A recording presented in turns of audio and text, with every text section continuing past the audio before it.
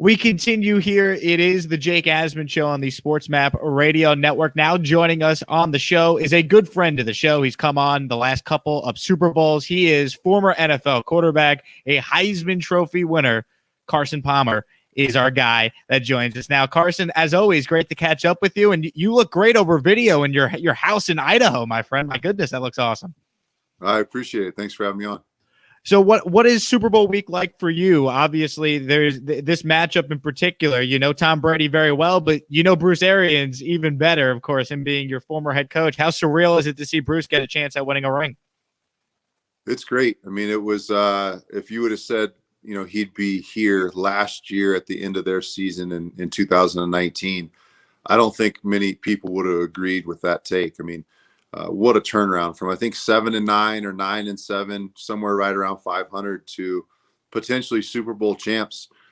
It's very eerily similar to the change and the improvements he made when he got to Arizona. He took over a team that was, I think, the year before I got there, I think we were like 4-12 or 3-13, something really bad, and turned it into good. I think we went 10-6 in our first year, and then 13-3, and got into the playoffs a couple times, and hopefully that's the trajectory he's on in just his second year there in Tampa.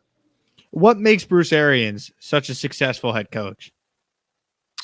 Well, first and foremost, he's really smart. I mean, he understands X's and O's. He understands defenses. He understands coaching technique, teaching technique. But more importantly, especially when he was calling plays, he was the play caller when I was in Arizona, and now he's hired Byron Leftwich, who's done a phenomenal job in Tampa as the offensive coordinator. But, he has that mentality from a play caller standpoint where he's not going to sit around and wait for the game to be won in the fourth quarter and just hope to keep it close all game long. He's trying to score every single drive. He's taking shots. He's willing to take shots sometimes that end up in interceptions, and hoping that more often than not, they end up in either pass interference plays by the defense or long, big chunk scoring opportunities for the offense. And, it's not the norm right now. You're seeing so many young head coaches get jobs in the league, and they're worried about analytics and, kicking or punting on fourth down at the end of a game, when Bruce is in, that mentality, and Andy Reid is too, or you got to go win the game. You can't hope for a chance or hope for a final drive at the end of the game to win it. You got to go win. And it starts in the first quarter and carries on throughout the game. And that kind of aggressiveness, you just don't see as much with these young head coaches who are a little bit worried about a number of different things, where Bruce is like, screw it. This is one of my last opportunities. I'm going to try to go win a Super Bowl. So it's fun to watch, and I think it's refreshing from a player's perspective also. Carson Palmer joining us here on Sports Map Radio as we talk all things Super Bowl 55. When you watch Tom Brady, Carson, I mean, you're the quarterback expert. You could watch these guys on film and see things that the average fan just can't. Does Tom Brady look like a guy that's 43 years old when you watch him? I think he does. He doesn't, look as, as athletic, as bouncy, as much pep in his step as some of the younger quarterbacks, and he shouldn't. He's twice some of their, he's almost twice some of their ages. But, you see some, especially I felt like week kind of 12, 13, 14, 15, you saw some fading. You really saw it when you watched some of the other older quarterbacks, and Drew Brees and Roethlisberger at the end of this season. You could see that they were, they don't look like they're 25, 26 like some of these quarterbacks. They look like they're in their late 30s, early 40s. And, a couple of the balls that ended up getting intercepted in the NFC Championship game that Brady threw, you're not used to seeing that. You're not used to him throwing 3 picks in the playoffs. That's just, it's a combination of, maybe a misread, but, he doesn't quite have the same zip, but he's still here. He's still back in the Super Bowl again. So even Brady at 43, even Brady with a little bit of loss of velocity, a little bit of loss of zip on those balls, he's still one of the best 2 quarterbacks in the league if you judge it from who's in the Super Bowl and who's not. If he were to win this game on Sunday, Carson, and of course that would mean Super Bowl number 7, he'd have more Super Bowl wins than any other NFL franchise. But when you think of the quarterbacks he had to go through in this postseason, all on the road, whether it be, of course, Drew Brees, Aaron Rodgers, and now potentially Patrick Mahomes, Could you argue that this would be his most impressive accomplishment, winning the Super Bowl in his first year with a new team at age 43? I mean, so much of what he's done has blown me away. I think his most impressive stat is the fact that every other year he plays, he gets to the Super Bowl.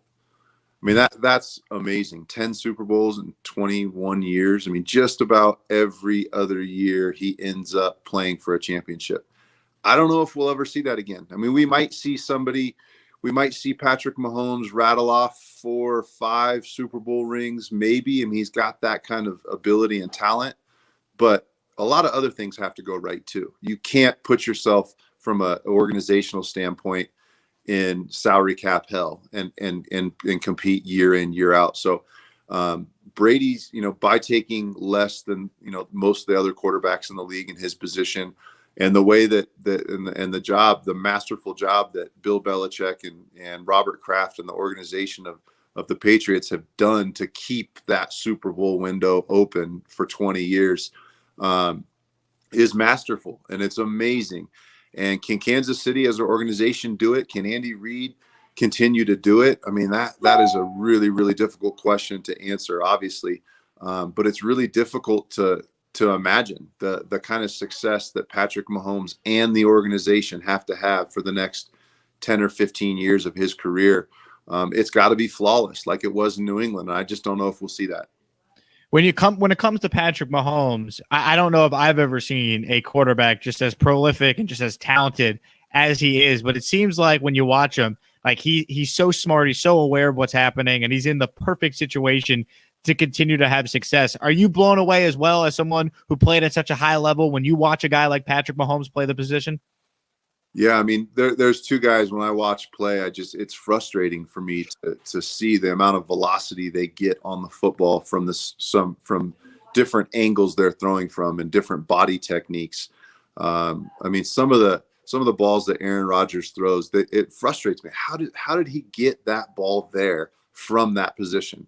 Some of the plays that Patrick Mahomes make when he's working his way up in the pocket and away from his target, and he's throwing it in the opposite direction into the wind, and the ball's a little bit wet because it's misty and a little bit rainy. And I'm watching it, and it frustrates me I know how difficult some of those throws are. And I feel like a lot of people that if you consistently watch Aaron, you don't think those throws are as different. And if you consistently watch Pat, if you're a Kansas City Chief fan, you watch him play week in, week out, they become normal. And it's frustrating for me being in a lot of those same positions those guys have been in and not being able to get that ball to that spot on the field and knowing how difficult it is. What some of the things that some of these young guys are doing are absolutely astounding. Former NFL quarterback, Heisman Trophy winner Carson Palmer is our guest here on Sports Map Radio. So, Carson, when you look at the aspect of the 2 weeks off, we know about the record for Andy Reid off a bye, and he had 2 weeks to prepare for this Tampa Bay team. And then there's the aspect of, Tampa Bay's playing in their home stadium. They get to use their home locker room. They get to stay in their own houses all week leading up to this game. Do you think the Chiefs have more of an advantage because of Andy Reid off a bye, or maybe you could argue Tampa Bay has more of an advantage due to the fact they're playing this game at home? When I look at this, I was thinking the other day about Brady's situation, going to all these Super Bowls all these years, and all of a sudden having a COVID Super Bowl where he doesn't have all the commitments from the media. He doesn't have the commitments from the different groups that want you to show up at their fundraisers and just all the things that can distract you during a Super Bowl week. And then I was also, it's funny to think, I'm sure in the past, being the older vet in the room, who each Super Bowl he's played in has been more and more important because it adds to his legacy. And the worry that, man, these guys are going to go down to Tampa and these young guys, they're going to party and they're going to be distracted and they're not going to be focused. Well, now you don't have any of that. You don't have all the glitz and the glamour and the parties every single night that especially young guys that are like, I'm not a big contributor. I'm not going to start, and then they're out running around and staying out late and missing bed check and all that. And then before you know it, they get thrown in the game on Sunday because somebody got hurt. There isn't that worry. These guys can singularly focus on their opponent. They can singularly focus on their game plan to beat that opponent. And in years past, that wasn't the case. There's so much going on, and you got to do this, and you got to go to practice, and you got to lift weights, and then you have to go to this party, you have to go to this thing. There's none of that. This is like a regular game for these guys. So, it's funny to think about Brady as he's getting older, and, he probably doesn't have the same energy he had 15 years ago, and the same amount of bandwidth he had for all the distractions he did when he was 25 or 26. These guys can just focus on the game. And I think that's nobody's edge. I think that's, a benefit for both these teams, both these coaches, these head coaches that are trying to keep these kids' heads on straight before the biggest game of their lives. Talking all things football with Carson Palmer here on Sports Map Radio. As far as non-Super Bowl storylines, looking ahead to this offseason, we might have one of the more crazier off seasons we've ever seen as far as, quarterback movement goes. As far as the number one quarterback that could be on the move, that's Deshaun Watson. As someone who was in, dare I say, maybe a similar situation during your time with Cincinnati, what's your take on everything going on with Deshaun Watson and the Texans right now? Well, I'm obviously intrigued, as everybody is. I mean, I think Deshaun's one of the top 3 or 4 quarterbacks in the league, maybe even higher. If you put him around or put a team around him that some of these younger quarterbacks have, like Patrick Mahomes and even the weapons that Brady has, the sky's the limit for Deshaun. I think he is, like I said,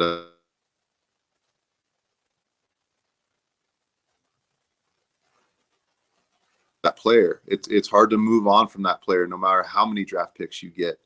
I think the sky's the limit for him, and I can't wait to see what happens. When it comes to just his value, I mean, of course, when you were traded, you were a lot older. It was a different circumstance, but I mean, can I argue he's the second most valuable asset in football, given the fact he's 25 years old, cost certainty for the next 5 seasons, and he's already taken a team to the playoffs twice, a 3-time Pro Bowler. I mean, there's nothing to compare it to, Carson. So if the Texans are actually going to entertain trade offers for the guy, where do we even start with his value?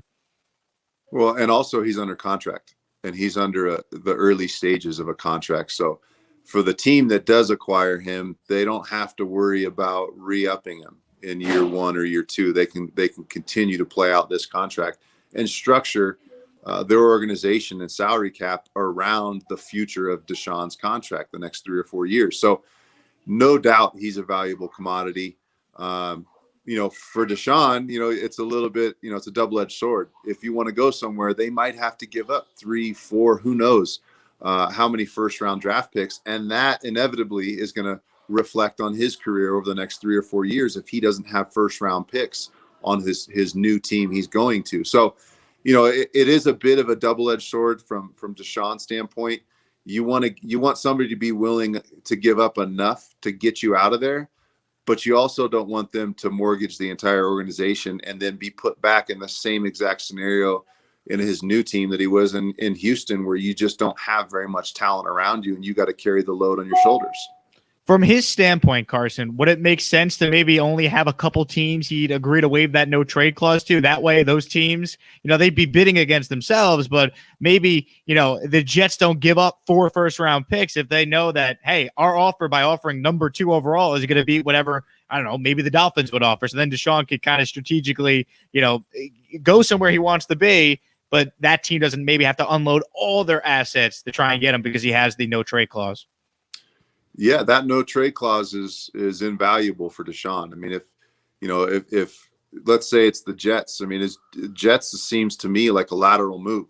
You're going from one organization that seems to have messed up the last handful of years to another organization that doesn't seem to have their head on straight in the New York Jets. So, you have a player who has the ability to void any trade, which essentially is the poison pill, right? I mean, his team can be working on something with the Jets, and if he ixnays the deal, he's back in Houston. So he's definitely at a position of power and leverage, and I think that's what's most exciting about the future is he can kind of really control his own destiny. It's not like he could be traded to any team in the league and end up in a worse situation. Your brother Jordan, of course, has worked with Sam Darnold, has been his trainer the last couple of years. So I'm curious because of the fact that I know you also have a relationship with Sam. You guys both played at USC. Do you think Sam Darnold's a guy that can be salvaged either with the Jets if they stick with him or on another team? Oh, Sam Darnold can play. Sam Darnold's a franchise quarterback without a doubt. I don't know many quarterbacks that could succeed in the situation he's been in for his first couple of years in the league. But, if Sam Darnold ends up with the right coach and the right organization, watch out. I mean, he can do it all. He can throw every ball. He's extremely savvy in the pocket. Something that a lot of people don't give much cred. But I think his ability to stay inside the pocket, to manipulate the pocket, find the soft spot in the pocket, and deliver the ball is as good as anybody in the league. And then you also saw him take off and run and shock some people with his athleticism. So there's no question in my mind, Sam has the potential to be a great quarterback for years to come. But it also shows you just how important it is from a quarterback's perspective.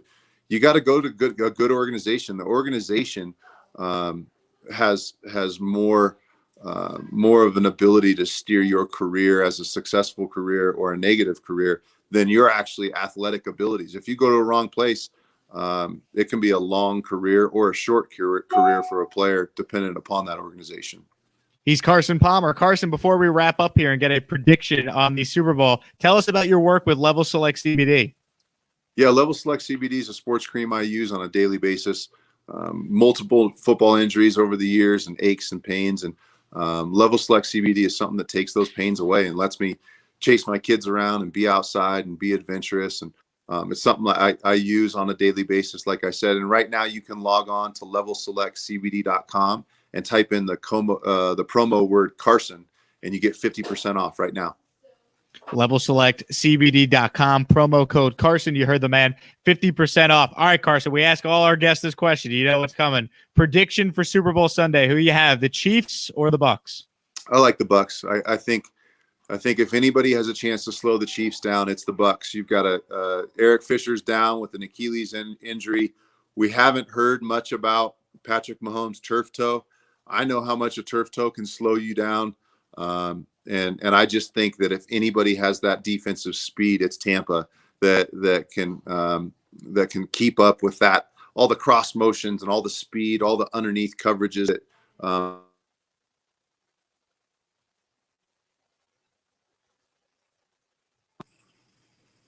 He's Carson Palmer, kind enough with his time here on Sports Map Radio. We'll take a quick break and continue. It is the Jake Asman Show. You're listening to us on our national radio network.